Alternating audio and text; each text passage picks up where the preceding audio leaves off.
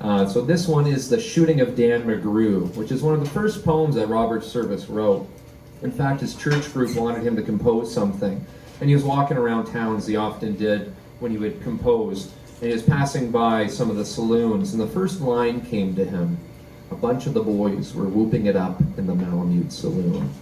And with that inspiration, he raced back to the bank he worked at and used one of the typewriters in there to draft it. But unbeknownst to the person who lived in the bank, who also doubled as, the night security, they thought he was breaking in, and he actually got shot at. So his whole career almost got stopped with, the first one.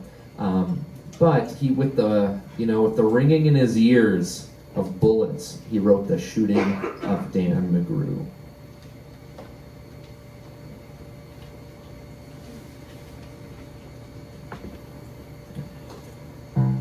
A bunch of the boys were whooping it up in the Malamute saloon. The kid that was playing the music box was laying a jig-time tune.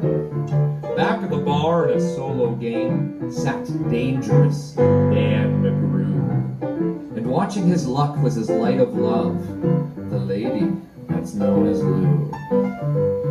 When out of the night, which was 50 below, and into the din and the glare, there stumbled a miner, fresh from the creeks, dog dirty and loaded for bear. He looked like a man with a foot in the grave and scarcely the strength of a louse.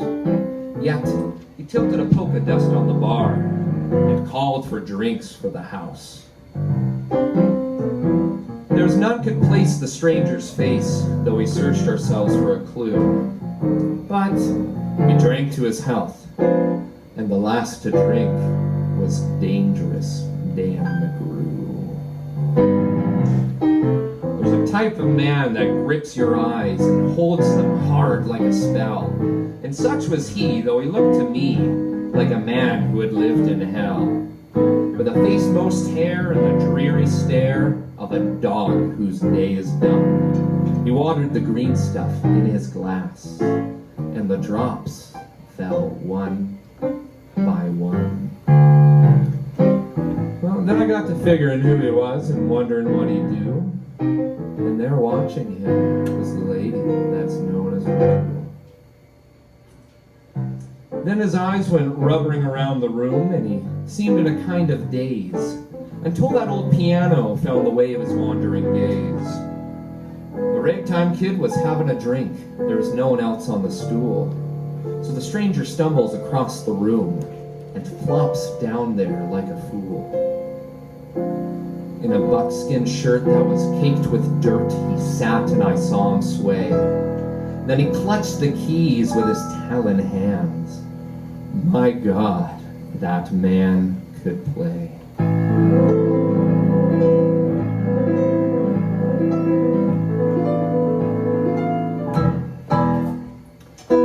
Were you ever out in the great alone when the moon was awful clear, and the icy mountains hemmed you in with a silence you most could hear, with only the howl of a timber wolf as you camped there in the cold, a half-dead thing in a half-dead world, clean mad for the muck called gold, while high overhead, green, yellow, and red, the north lights swept in bars.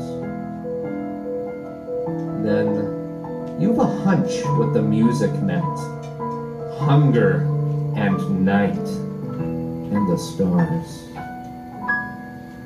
And hunger not of the belly kind that's banished with bacon or beans, but the gnawing hunger of lonely men for a home and all that it means, for a fireside far from the cares that are, four walls and a roof above, and oh so cramful of cozy joy, and crowned with a woman's love. A woman dearer than all the world, and true as heaven is true. Oh, how ghastly she blushes through her rouge, the lady that's known as Lou. Then on a sudden, the Then all of a sudden the music changed, so soft that you scarce could hear. You felt that your life had been looted clean of all that it once held dear.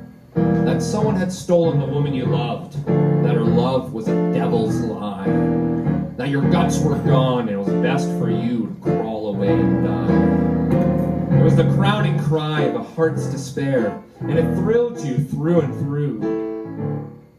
I guess I'll make it a spread misere, said dangerous Dan McGrew.